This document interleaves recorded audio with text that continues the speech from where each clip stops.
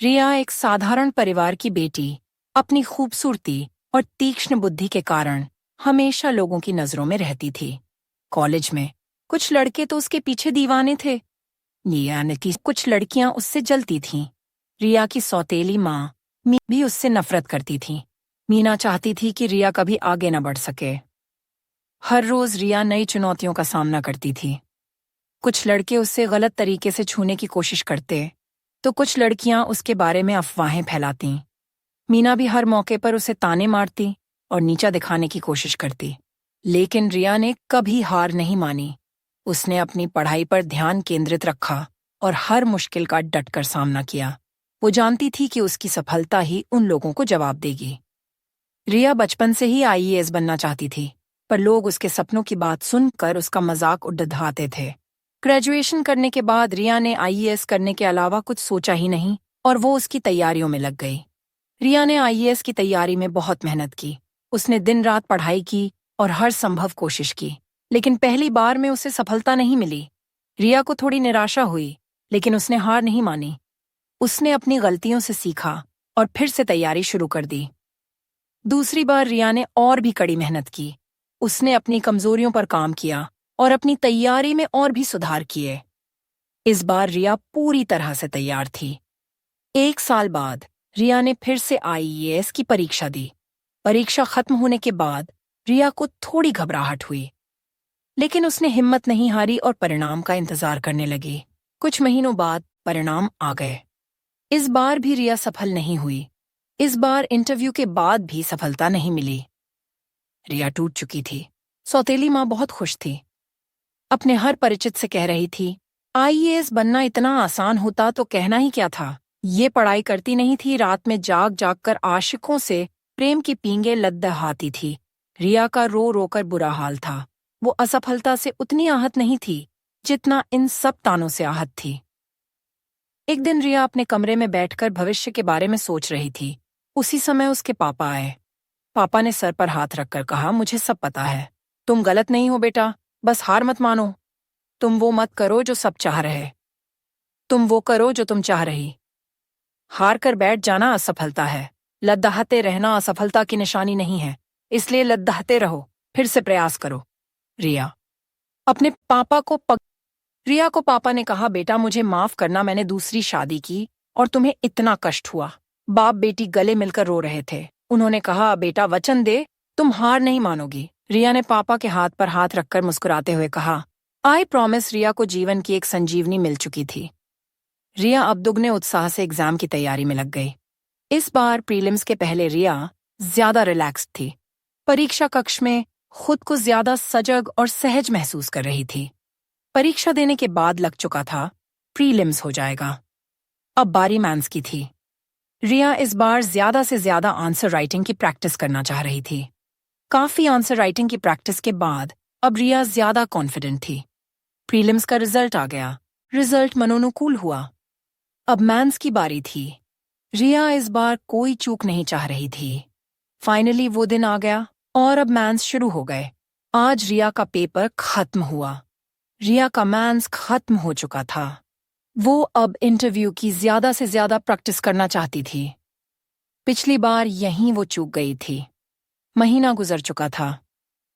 एक दिन 11 बजे के करीब रिया के पापा को दिल का दौरा पूरी घर में कोहराम मचा था। रिया एम्बुलेंस के लिए हॉस्पिटल में फोन कर रही थी। उसी समय उसकी बेस्ट फ्रेंड गरिमा का कॉल आया। वो भी आईएएस की तैयारी कर रही थी। रिया अनमने ढंग से फोन उठाई तो रिया ने कहा, बाद में बात करती हूँ। उसने पूछा, क्या हुआ? रिया ने कहा, पापा की तबीयत बहुत खराब है, हॉस्पिटल लेकर जा रही हूँ। गरिमा ने कहा, मैं भी आती हूँ। रिया अपने पापा को मेट्रो हॉस्पिटल लेकर गई। डॉक्टर ने देखते ही कहा, इन्हें हार्ट अटैक हुआ है, इमरजेंसी एडमिट करना होगा। रिया की आंखों के सामने अंधेरा छा गया। इतना पैसा कहाँ से आएगा?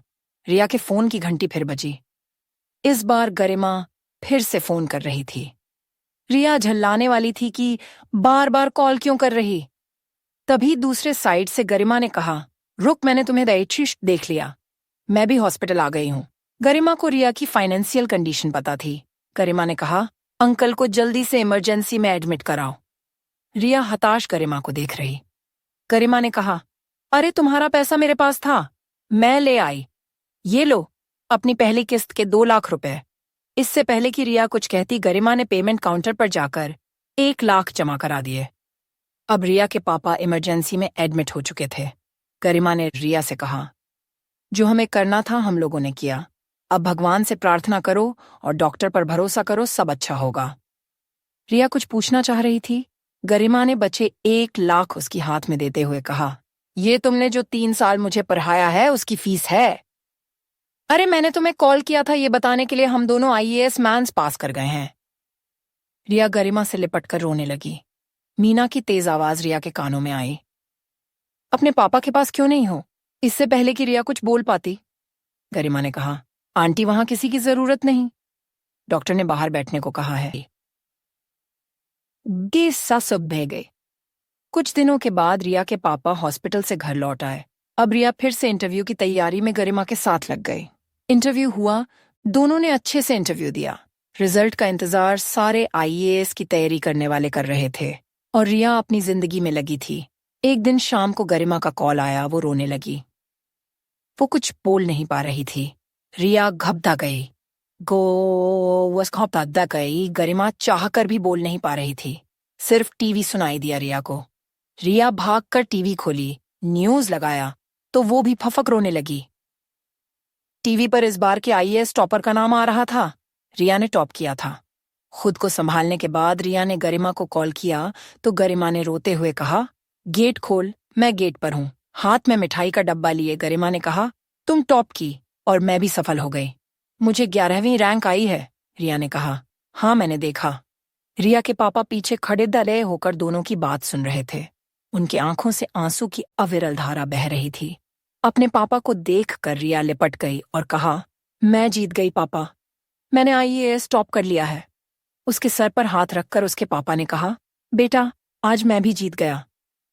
मीना जल भुन कर रह गई। अब कुछ नहीं हो सकता था। रिया ने अपनी सफलता से उन सभी लोगों को जवाब दिया जिन्होंने उसका मजाक उड़ाया और उसे नीचा दिखाने की कोशिश की। रिया की कहानी एक प्रेरणा है। ये हमें सिखाती है कि अगर हम हार न माने और कड़ी मेहनत करें तो हम अपनी मंजिल जरूर पा सकते हैं। रिया की कहानी उन सभी लड़कियों के लिए भी प्रेरणा है जो अपने सपनों को पूरा करना चाहती हैं। रिया की कहानी का अंत यही नहीं होता।